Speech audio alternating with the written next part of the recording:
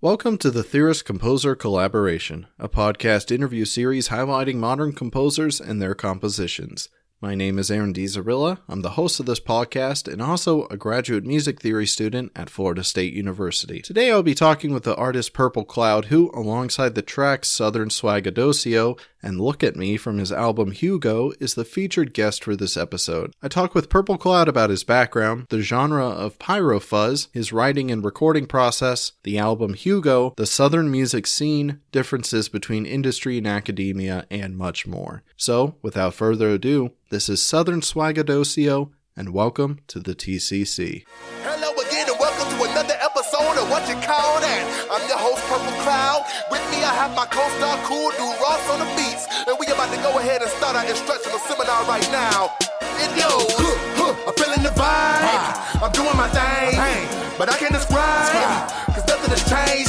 Back to the usual, back to the usual, ayy. Don't you front on my hustle, don't you front on my hustle, I'm feeling the vibe, I'm doing my thing, but I can't describe, cause nothing has changed. Back to the usual, back to the usual, ayy. Don't you front on my hustle, don't you front on my hustle. That boy good, I'm good, that boy good, I'm good. You ain't know bro had that SouthernSwaggadocio. That boy good, I'm good, that boy good, I'm good. You ain't know bro had that SouthernSwaggadocio. That boy good, I'm good, that boy good, I'm good.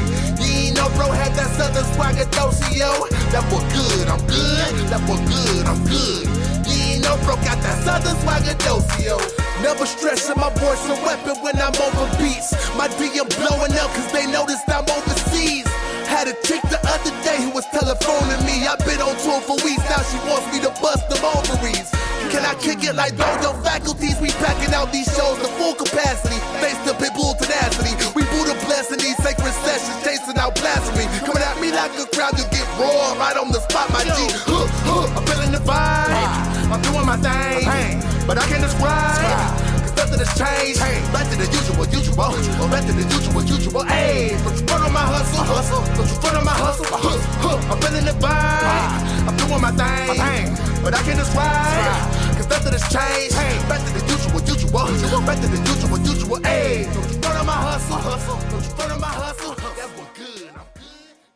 Again, the music that you were just listening to is the song SouthernSwaggadocio by the artist Purple Kloud, who, alongside his music, is the featured guest for this episode. That leads me to welcome Purple Kloud himself to the program. How are you? Hello, how you doing, everybody? Merry Christmas and Happy New Year, Happy Kwanzaa, Hanukkah, all that good stuff. Yeah, it's that time of year, and I thank you for coming on to the podcast, at this pretty busy time of year for most people, regardless if you celebrate or not, so thank you. For sure, it's a good time. Now, Purple Kloud, how about you go ahead and introduce yourself? Yeah, okay, so hello, my name is Purple Kloud, a.k.a. the Gainesville Grasshopper, a.k.a. Mr. March 16, spitting nothing but sweet 16s. I hail from Gainesville, Florida. My house is based in Williston, Florida.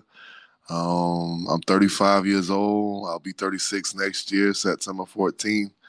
I share a birthday with rapper Nas, so that's pretty cool. I always make sure I plug that in. Yeah, and I love this thing we call music, this dialogue we call music. Don't we all? Can you talk a bit more about the Gainesville Grasshopper one?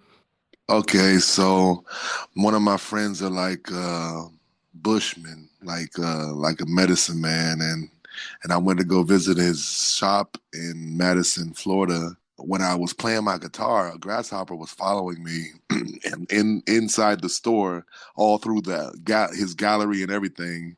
And Van Jay was like, "Yo, man, I think your spirit animal is a grasshopper."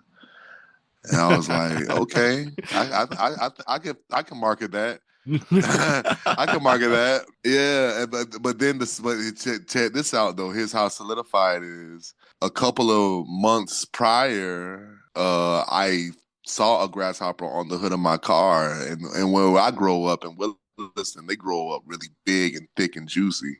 So I took a picture of it for my Cash App and posted it on my Cash App. I'm like, okay, but that was before he said you should make it your spirit animal. And then the third time I went to his shop, they found a little figurine. You won't believe what the figurine was. I'm guessing a in grasshopper. the bushes. It was a grasshopper. Same grasshopper that I took a picture of for one of my albums, Drum Major. So yeah, grasshopper followed me 3 times. I made an album called The Secret Life of Grasshopper. It's like a comedy album. Like, I just ran with it, man. It's like I smoke grass and I'm everywhere I want to be. That's why I went with that. I love it. I do. Well, all right. I'm sure people got a bit of a taste of it from the introduction that will be heard. But tell us a bit about the style of music, the genre that you find yourself in. Okay, so the genre that I came up with right after high school, during college, I wanted to call it Pyrofuzz. And that's the name of my production company, PyrofuzzPro. It basically is about raw emotion and technical experimentation. Like, it doesn't really have to just be hip hop. It doesn't just have to be lo-fi. It doesn't have to be folk music. It's a combination of passions that get the song in existence. It makes the song exist.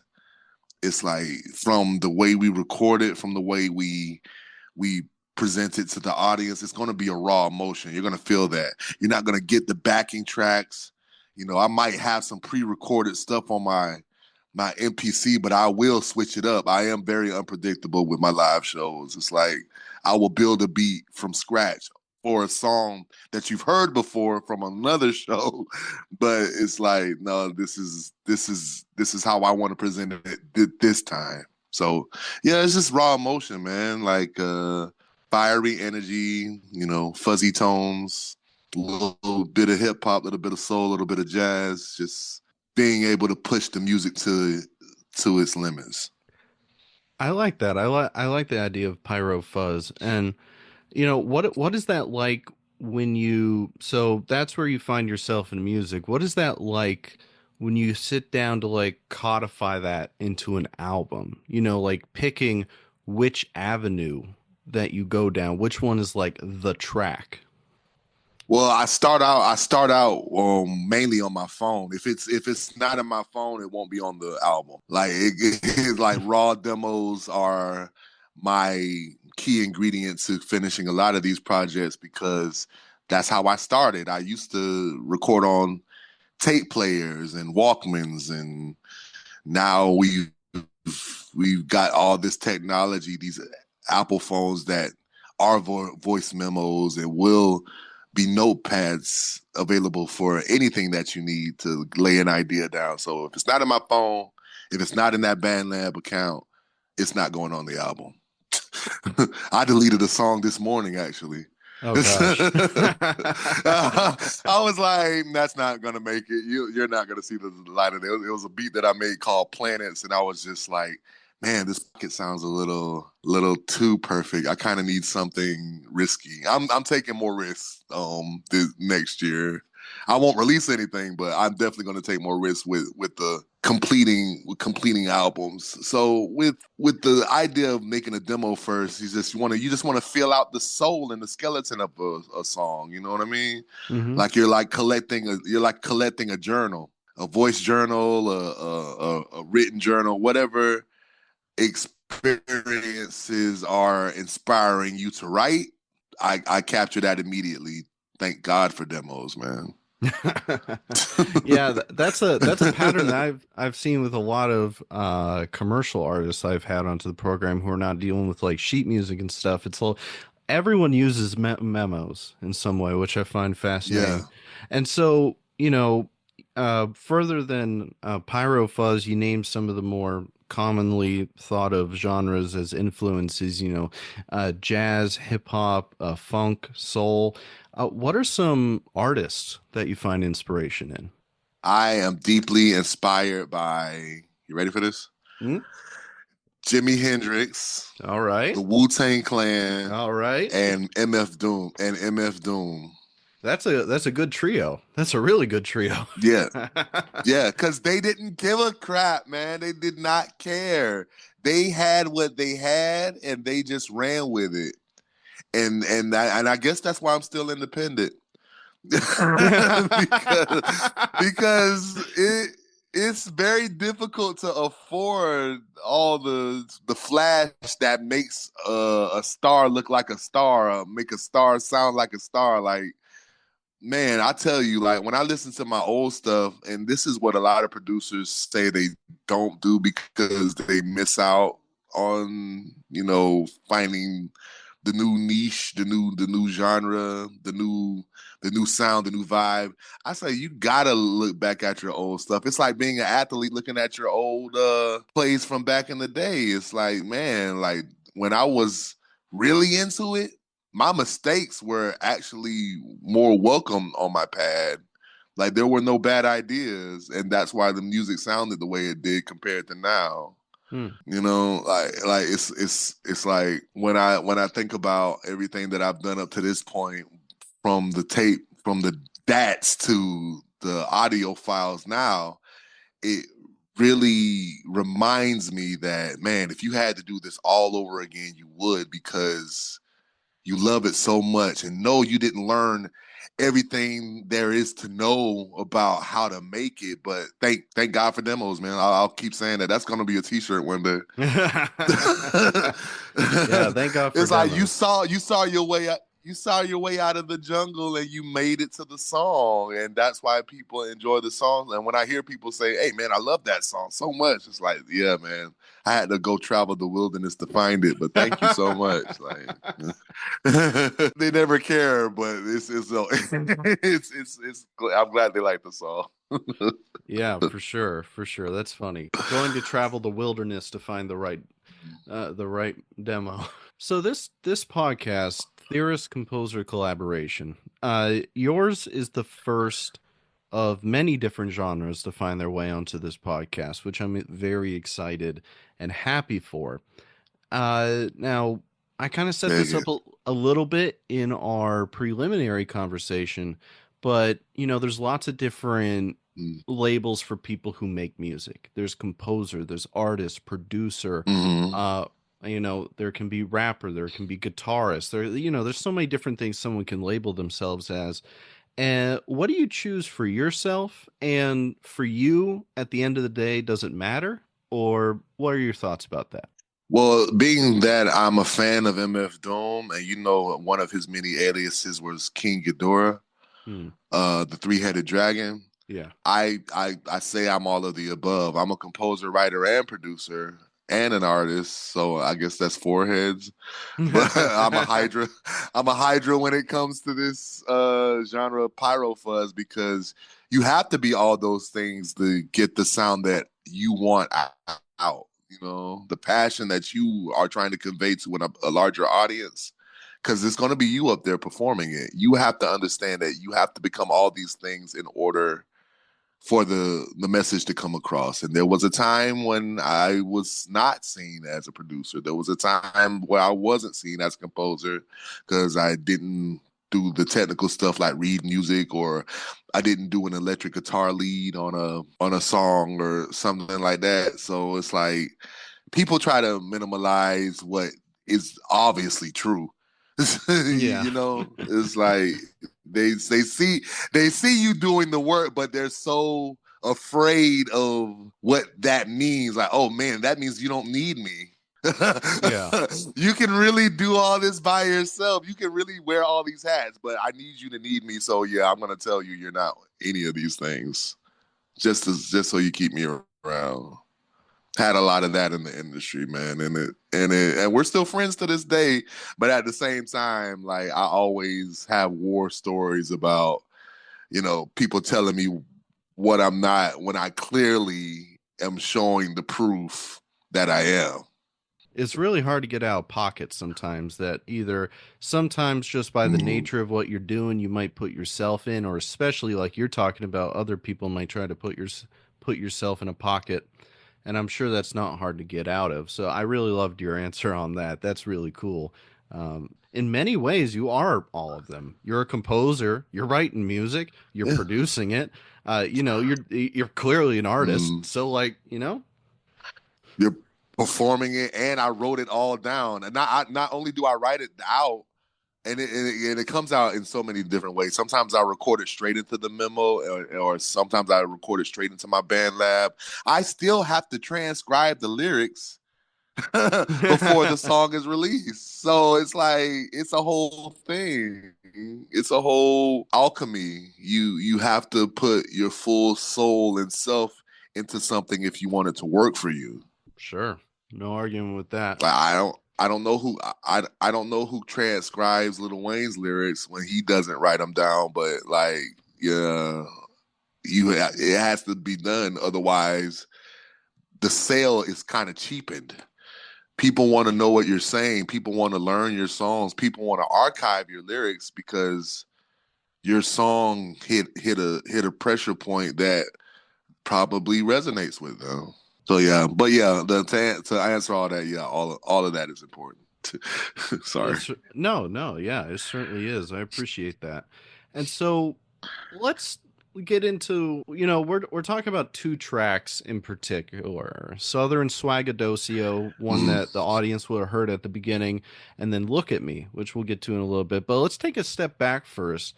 We're going to be talking about these two tracks in specific, but really these come from your most recent album, HUGO. Can you tell us a bit about that album? HUGO is the title comes from a hurricane that happened when I was born on September 14th, 1989, that blew through Gainesville. And I mentioned that storm in my documentary, Mr. March 16. And I thought it would be cool, since I already released the documentary along with the album Drum Major to 4 Bits. I was like, you know what? I'm going to do one more album that kind of is like the exclamation point of my releases this year, especially on 4 Bits, because it's been an honor to work with, like I said, Mackie Clifford, Jordan Burchell. Like, I've met some really awesome artists along the way since I've been rocking with Brandon Tell. And it's like, yeah, I wanted to give them something that is personal to me. I feel like with any company that you work with, production company, indie label, whatever, you have to give them something personal so they can sell. You have to give them something archived that will sell not only to people that like your music, but people that want to, get to know you. So HUGO is a very personal project because I'm writing differently. I'm saying all the things that I felt on the rise to, being the Gainesville Grasshopper, being Mr. March 16th, being Purple Kloud as a whole. So, but I didn't want to overdo it. I wanted to be an achievable experience for everybody who is an aspiring artist. So that's why I gave them 4 original tracks. All of them were basically vibe songs. Like, I didn't write them down at all. I just recorded straight into my band lab and transcribed the ideas, and then went back in the studio and recorded them. And then I said, hey, let's give them the instrumentals too. It's a very personal project because the beats were made by my friend Derek Ross, who's also a stand-up comedian. So it's like we're hitting them from every angle, being where we're from, but also having many doors to entertainment we can walk through. So for him to be a comedian and a beat maker, and sometimes he raps, like, I wanted to make a project with that kind of energy, because that's where we're headed for the rest of our life. I feel like you're going to have to do more than one thing to stay in the industry versus just get lucky on one track and get there. And your albums have to have many faces and masks. So even though I released those 4 tracks like on my own independently, I still wanted that to be archived somewhere, because it's so important that, Derek Ross gets his promotion. LL Double D, who's featured on the 3rd song, Let's Connect, on that album. Like, everybody from Chemistry that I've worked with, everybody gets their shine somehow through a personal release. So, and it's going to hit the world like a hurricane. It's gonna hit the world like a hurricane. Once as soon as you press play, bam, that's where it all comes down to. That's what we're trying to do. Certainly, and Southern Swaggadocio certainly hits you like a hurricane when you first start, which I'm excited to put it at the very front of the podcast because it definitely hits you with the vibes real hard. The two tracks that you wanted to talk about, Southern Swaggadocio and Look at Me, why those two in particular? Because, like I said, like those are vibe tracks, so I didn't really have a thought out plan per se. I was basically being a beat whisperer. Whatever the beat was giving me, I was giving back through a freestyle. So it was improvisational how I did it, but it was very grounded at the same time because there's a delete button. and if I told you how many times I hit that delete button, it was a large amount. It was a large quantity of times. For Southern Swaggadocio, I wanted that to be the beginning because the opening energy is welcoming. I almost sound like a podcaster myself. I sound like a DJ. I sound like somebody who's like warning the people like, oh, y'all in for a treat. But Look at Me is also like an invite for not only artists, but people from the South who don't really get the shine that they deserve. And when you think of kings and queens, you don't think of somebody from the South because it had like they don't know what that looks like. They don't know what that looks like until we show them.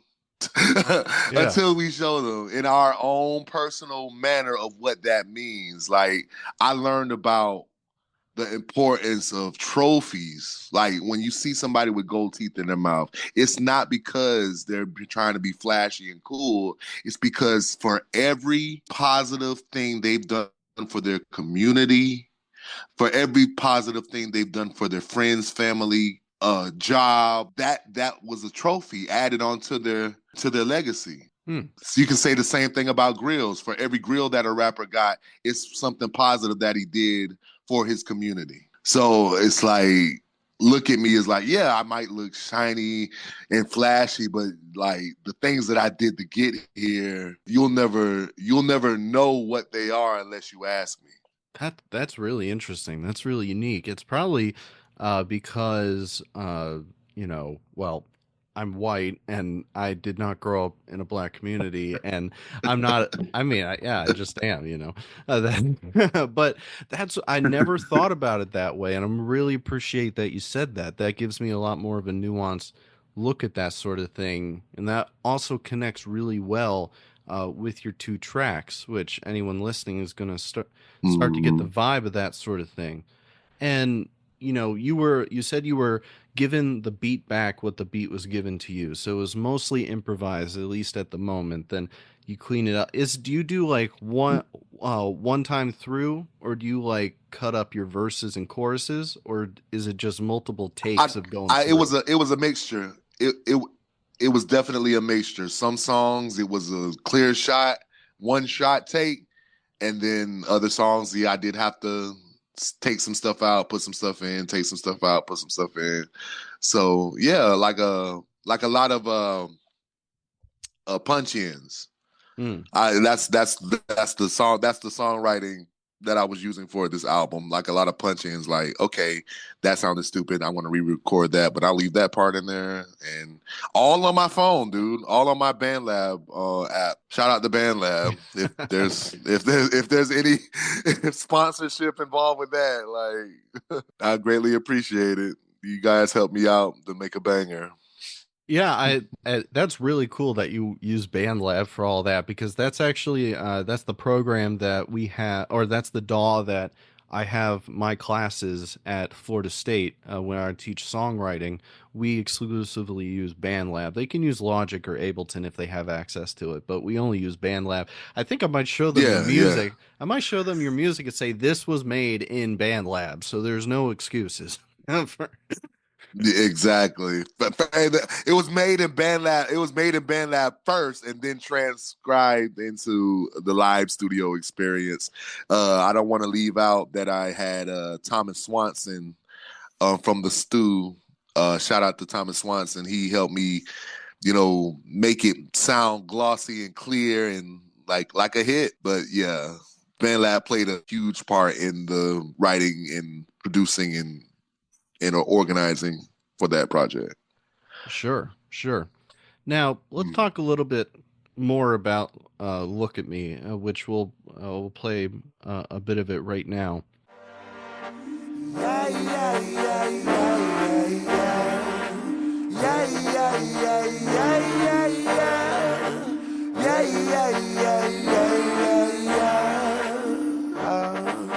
Oh yes, I seen who I'm supposed to be, because I just don't need no one to dream for me. I'll grind all week until results I see. Now what the fuck you mean? Country boys can't be kings.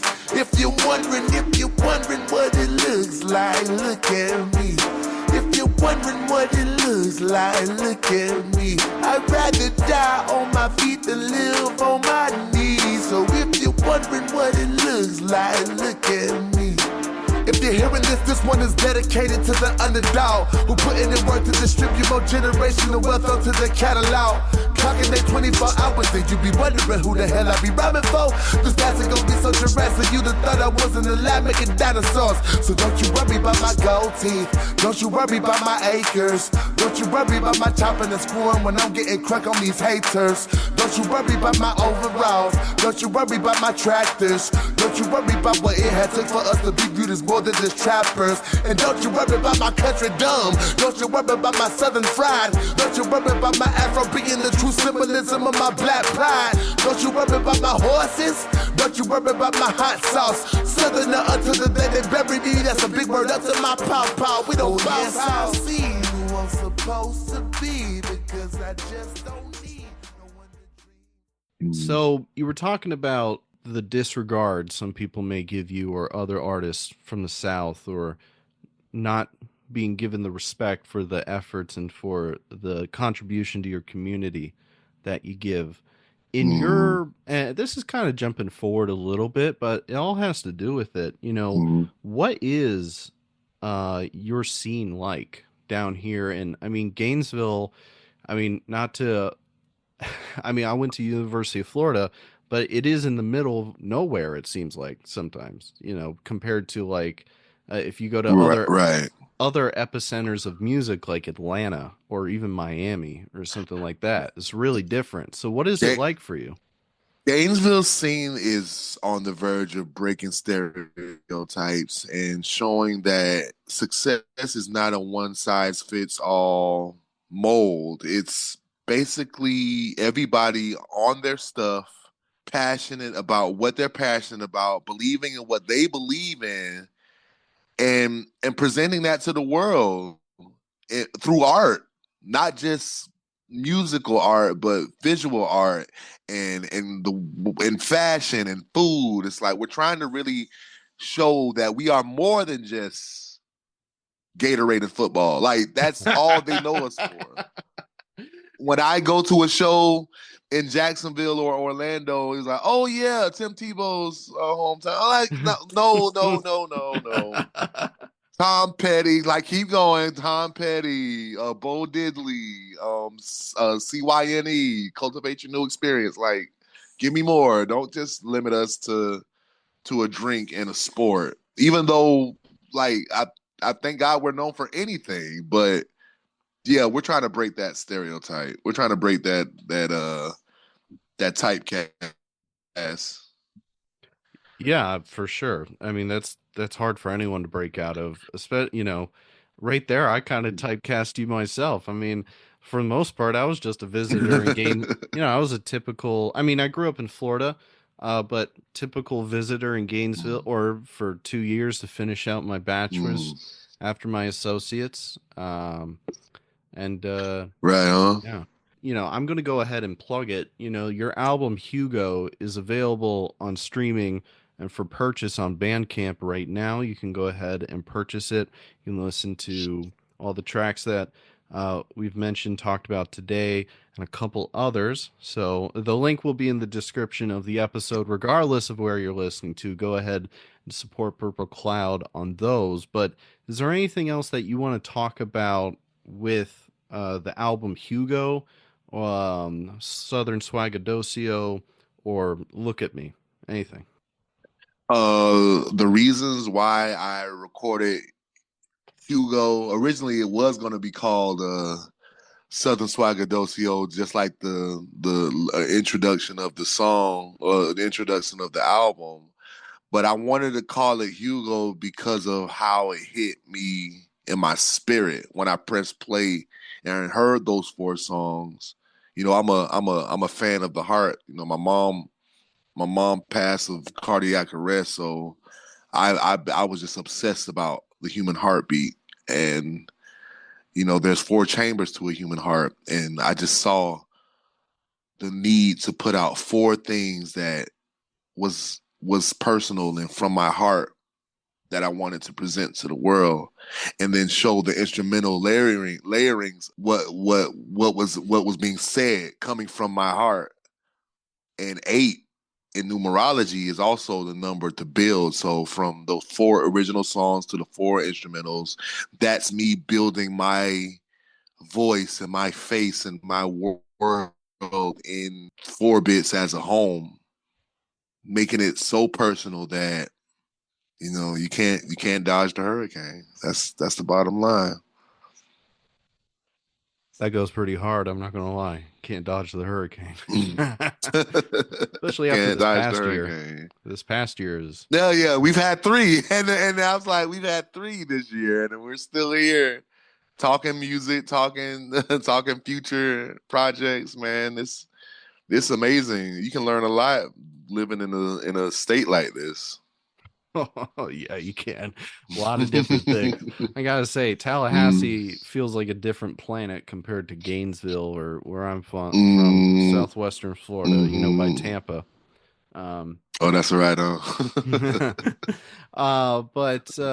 So we're coming to the third section of the podcast here, which I've left extra special time for us to discuss all sorts of different things. But let's start off by, you've already kind of given us a good vibe of this, but I ask everybody this, so I want to ask it to you.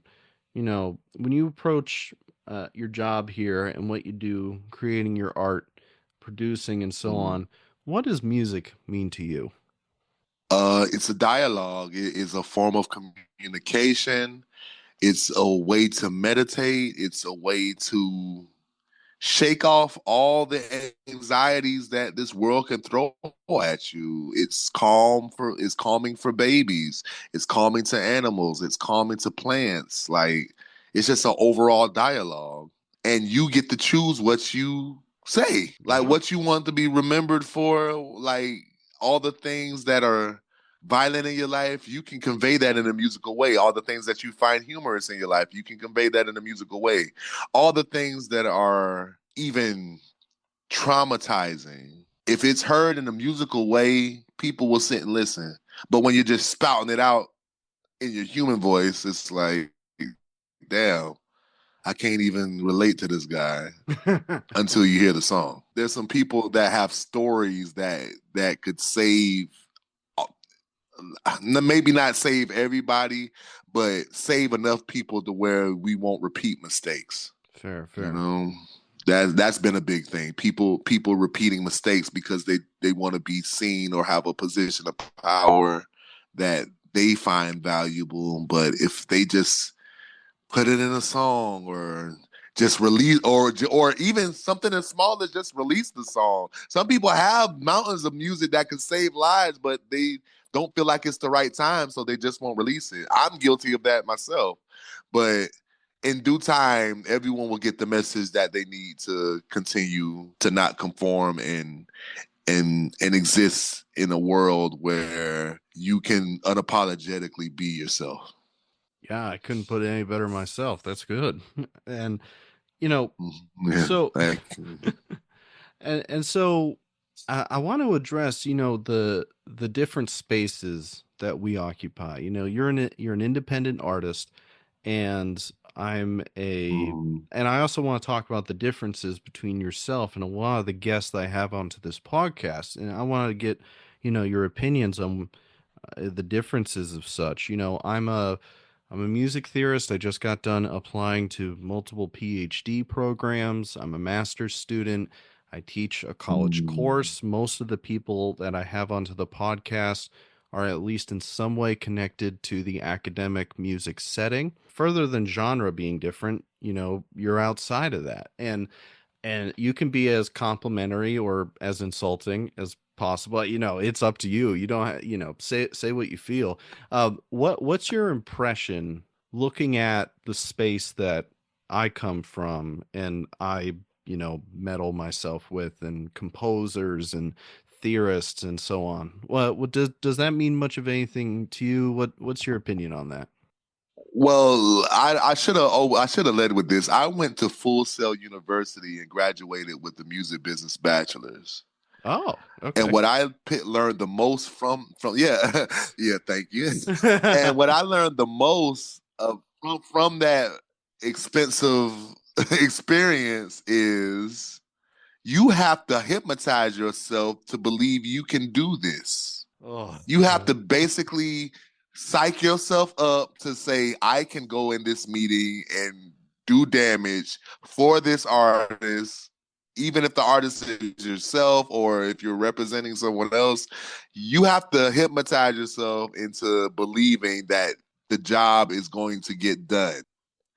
And when it comes to music theory and academia, those are the tools, but not the limitation of hypnotizing yourself. When you go through the alchemist's journey of learning notes and picking up instruments that make your spirit sing, that's basically psyching you up to show the world, like, I am really this. I am this. I am this. No one can take this away from me. There are many like it, but this one is. It's like what the army say.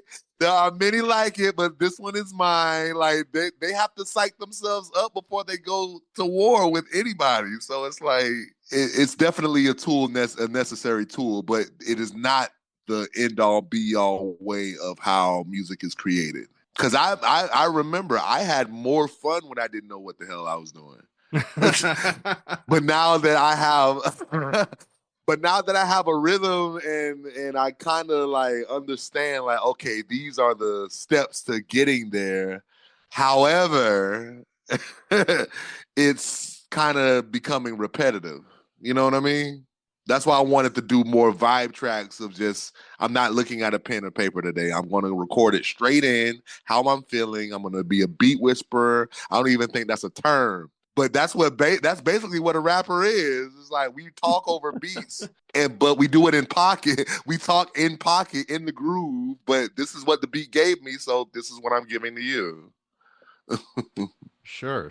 I cannot tell you how much I love your analogy. And also, I have to say, when my listeners, who are mostly people in college for music, hear you have to hypnotize yourself, that is so damn true. In many ways, it is so damn true. And so I didn't. As you said, I didn't realize that you did get a degree in music business at Full Sail. What was your rationale? Did you go into that degree thinking I'm here to like acquire skills and then go out from it, or what made you not stick on an academic track after that? Originally, I went for recording arts, but then recording arts, I would have to literally be at the studio all the time. And I had just signed to a production company while I was in school. So I was like, darn, this is going to take away from creative time. I want to be able to make songs for these guys, but I'm not going to have any time to be in the studio if I'm already in the studio in class. So I switched my major before the new year to music business because it was online. It was an online class. And I still, for the life of me, as long as there was Wi-Fi, I was getting my assignments done before shows, after shows, all that stuff.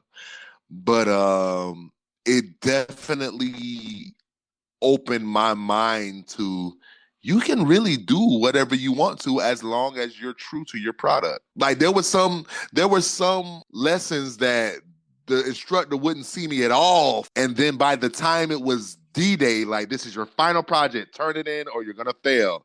I went straight into the office and did my presentation because I didn't know like how to really work my Apple in such a way where it was like, oh, here's my PowerPoint, here's my lovely audio, here's my no, I went straight to their office and said, yo, this is what I want to do for my record label, or this is what I want to do for my production company. And they was like, okay, so you kind of went the enigma way of doing the assignment, but you did the assignment. So yeah, here's your C+.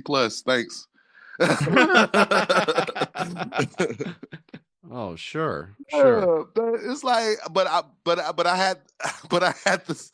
The goal was to give them enough because, like, I didn't want to. Although I didn't do it exactly how they wanted me to, I didn't want to not do the project the way that I felt was true to my heart. You know what I'm saying? Mm-hmm.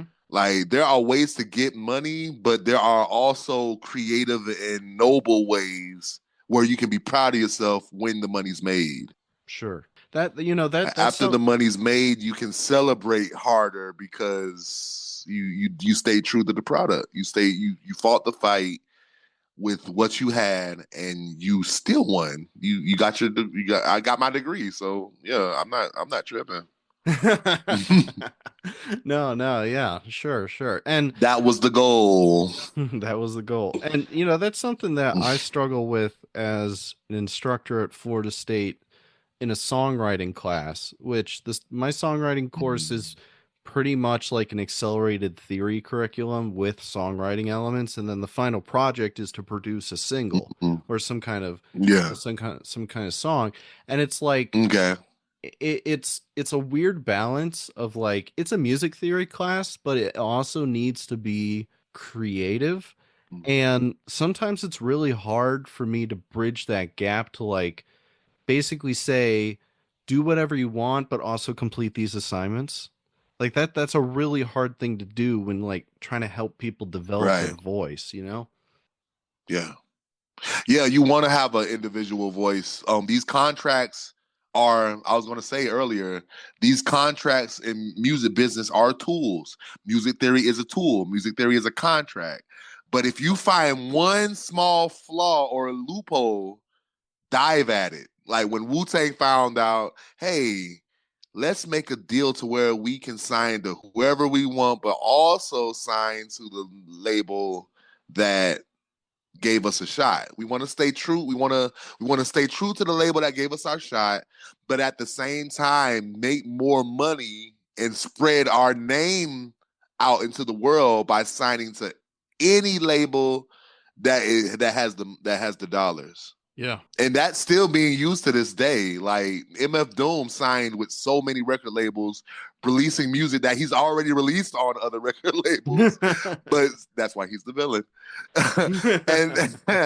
But at the same, and Jimi Hendrix even signed to 6 different labels, and they're still like, dude, where's our freaking album? Like, he's like, y'all already gave me the advance, so I don't know what you're expecting. This stuff takes time, and I get that you're mad, but like I can't afford a lawyer, and you already paid me, so just be patient. That's all I can say. But in a sense of when you learn the basics, which is contracts, which is music theory, you are able to break the rules, and that's why that's important to learn the tools, but don't let it consume your creativity. Sure. And so I really want to talk about now the industry, or the industry that you find yourself in. You're a solo artist. You're in many ways out there fighting the good fight, doing everything yourself. And what is it like?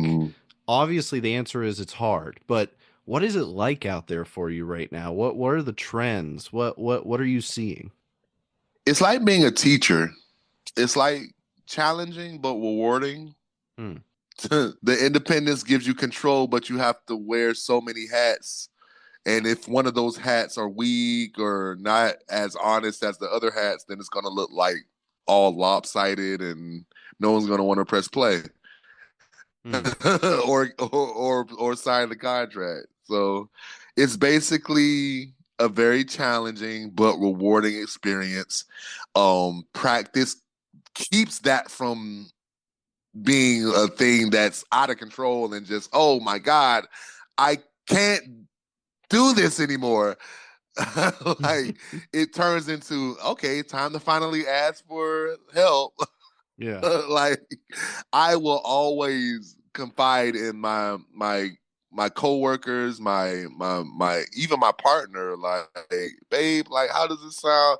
New ears helps you not lose control. And but you got to remember you're yourself too. So even when you hear your feedback, you got to remember that's an opinion. You don't have to go with that either. Take that with a grain of salt. Take that with a shot of sriracha and move on. Like you don't have to get upset and start burning your instruments. Like this will never work. Just remember, less is more, and everybody is entitled to their own opinion. But yeah, it's definitely a challenge. But when the work is done, man, we party hard. Oh, I'm sure. What would it take for you? Obvious, like the short answer is a good deal, honestly. But like, what would it take for you to want to sign to something? If it was treated as a partnership and not ownership.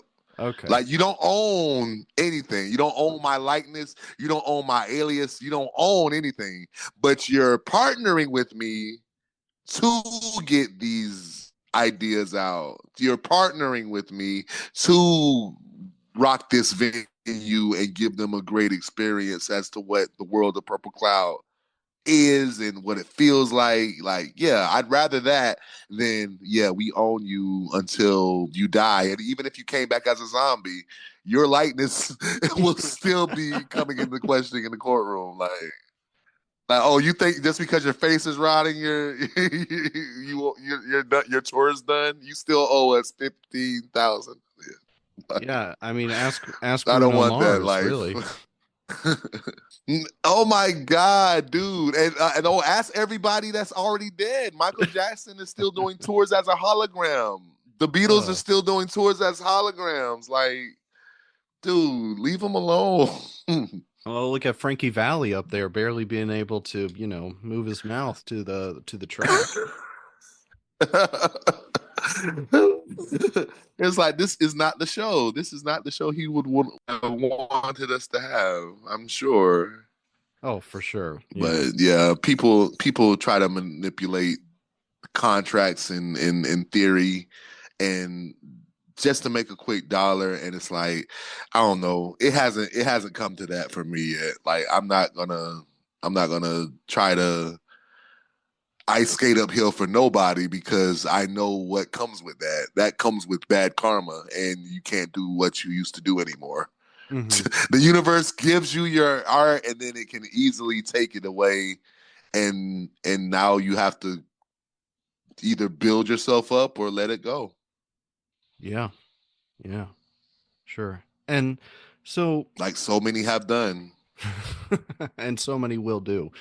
This big question comes in my mind because, academia, especially music theory academia, any art academia, has a terrible reputation that is very earned to, being like in a watchtower looking down on the other art that's outside of it. And that's gotten better over the past years. Even my God. No, my sister was calling me and my friend a music snob the other day. I was like, why are we music snobs? Just because we see what's bad and we comment on it? Yeah. No. We were terrible. We were terrible when we were younger. We were so mean. Yeah. Well, that's something that myself, I try to think against or work against in my own papers, in my own work, what kind of music I research and look at. And one thing I really love about the composition and art community, like in solo artist community, is the camaraderie and the ability of a community to, support one another and the genuine love for supporting other artists and so Yeah. on. In your perspective, how can academics, people in my position, people like me, and others who go to conferences and papers and so on, how better can we Mm. support, the amazing art from artists like yourself and so many others that are maybe in smaller communities, growing communities, and better support their art in artistry? There is a term that I learned from watching the RZA from the Wu-Tang Clan, and he talks about art being like a light hitting a diamond, and when that diamond illuminates in a cave, you see all the different symbols and shapes that come from that diamond.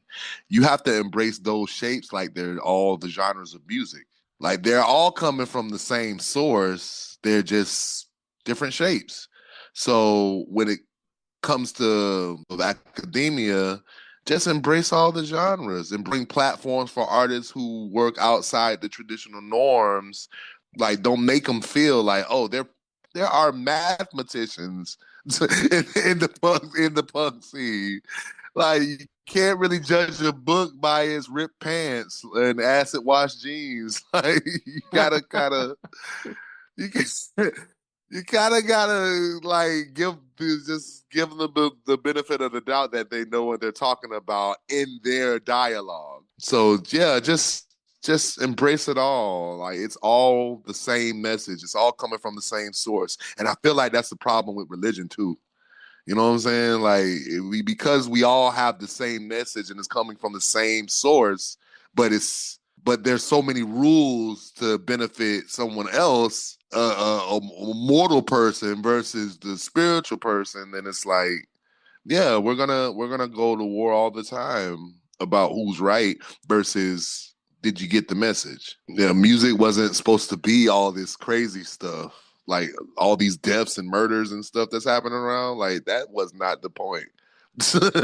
Yeah, yeah, that's a good comparison. I really love that anecdote about the diamond too. Well, thank you for engaging on that. I really appreciate that.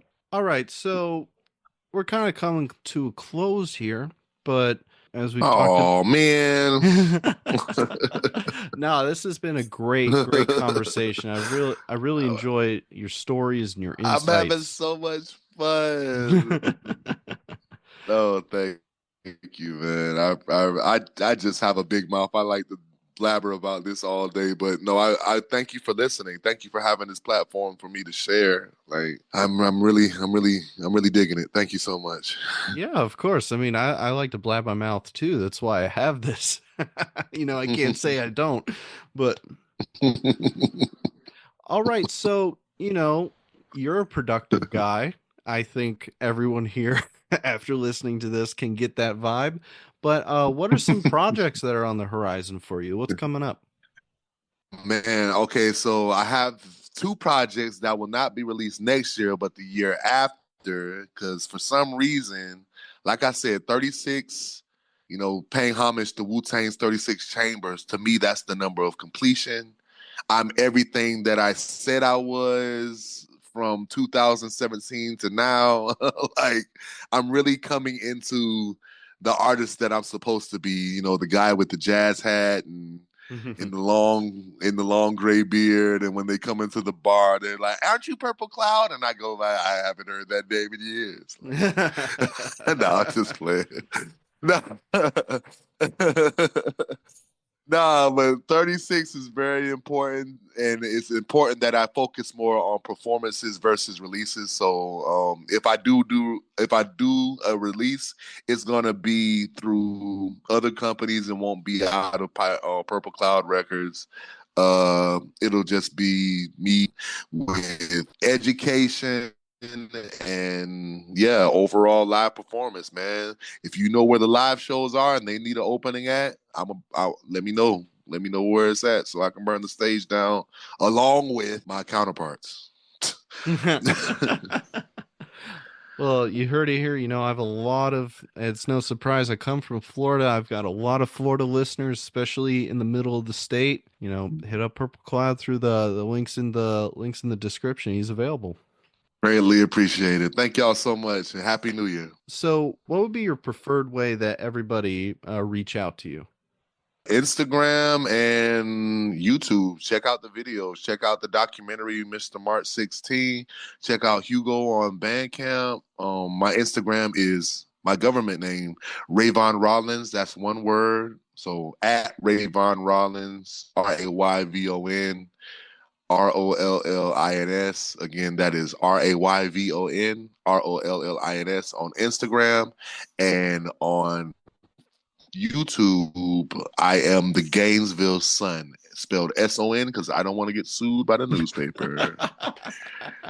Oh, man.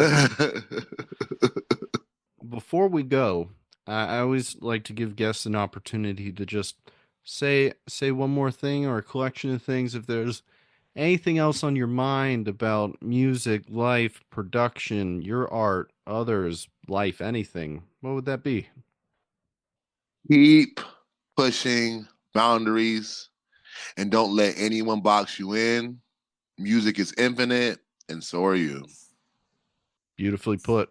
Beautifully put. Well, so we got Purple Kloud, the Gainesville Grasshopper, March 16th himself. Thank you very much for coming on to the Theorist Composer Collaboration and for sharing these tracks from HUGO. This was a great conversation. A lot of really clippable moments, I have to say. I'm kind of logging in my head about the ones that I'm going to share. Some really insightful stuff. And I really appreciate you having come on to this episode. Do what you will. You're the artist. You're the composer of this. Do what you will. Yeah, certainly. I hope I wasn't slobbing too much in the camera or anything like that. Oh, no. Because I love. Well, this has been I really enjoyed talking about this stuff. Well, good. I'm glad, and I'm really thankful to have you on. Thank you very much. Thank you. You have a good day. Because I just don't need no one to dream for me. I'll grind all week until results I see. Now what the fuck you mean? Country boys can't be kings. If you're wondering what it looks like, look at me. If you're wondering what it looks like, look at me. I'd rather die on my feet than live on my knees. So if you're wondering what it looks like, look at me.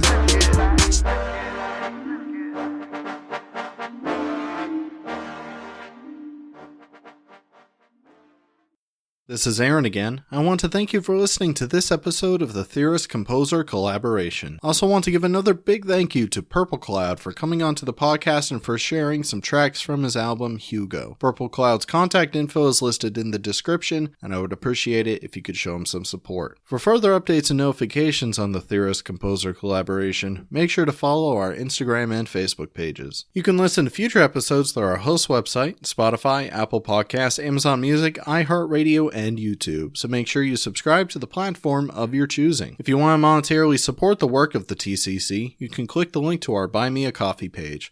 All donations are highly appreciated. All the relevant links to follow, listen to, and support the show are in the description. TCC episodes are posted every other week on Mondays, and don't miss our blog posts, which go live a few days after a new episode is added. Again, make sure to follow our social media accounts and relevant streaming platforms because you won't want to miss it. But until then, this is Aaron, and thank you for joining the TCC.